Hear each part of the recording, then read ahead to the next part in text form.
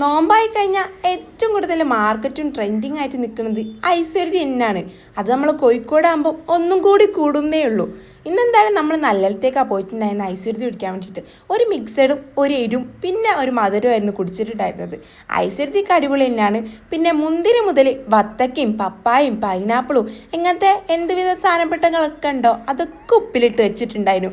പോരാത്തതിന് ഇവിടെ full jar സോഡയും പിന്നെ നമ്മുടെ ആത്മാവേ പോവും ഹണി റോസും അങ്ങനെ പല പല സാധനങ്ങളും ഉണ്ട്. ഈ പിള്ളേർ സെറ്റൊക്കെ ഇപ്പോൾ ഭയങ്കര സ്കില്ലുള്ള ഒരാളെ കണ്ടോ ഈ എറിഞ്ഞു പിടിക്കുന്നത്. ഞാൻ ഒരു നിമിഷം വിചാരിച്ചത് ഇത്രയും കഷ്ടപ്പെട്ടത് ആ നിലത്ത് വീണ് പൊട്ടിയില്ലെങ്കിൽ അങ്ങോട്ട് കഴിഞ്ഞു പോകുന്നതിനു.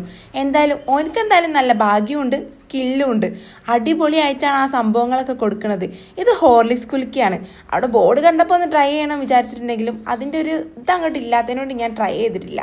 എന്തായാലും മറ്റാൾ കുടിച്ചപ്പോൾ അടിപൊളിയാണെന്ന് വിചാരിക്കുന്നുണ്ട്. എന്തായാലും അങ്ങനെ നമ്മൾ അവിടുത്തെ കാര്യങ്ങളൊക്കെ കണ്ടതിന് നേരെ ടാറ്റയും പറഞ്ഞ് വീട്ടിലോട്ട് ഉള്ളവർക്കും പാർസലും വാങ്ങി നേരെ വിട്ടിട്ടുണ്ട്.